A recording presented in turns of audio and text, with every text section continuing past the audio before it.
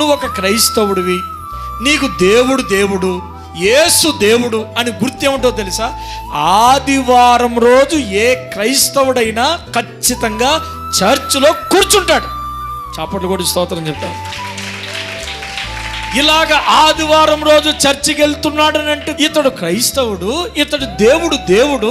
ఎందుకనగా వీళ్ళు క్రైస్తవులు ఆదివారం చర్చికి పోతారంతే. మనకి ఆ పాత చర్చి గిలవ చేస్తున్నారు. సురేష్ అన్నగా అప్పగించాను. ఒక ముస్లిం సోదరుడికి పని పెట్టాడు. 1:30 అయింది ఫ్రైడే. ఆ రోజు వేసేసాడు, మంచిగా మాలు ఆరేసేసాడు.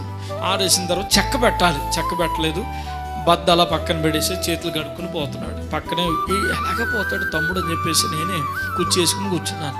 1:30 అవుతుంది. తమ్మి అంత కంప్లీట్ చేసిపోతామ్మి, 1:30 అవుతుంది కదా అంటే సార్ ఈరోజు శుక్రవారం నవాజు పోయి వచ్చాక చేస్తాను.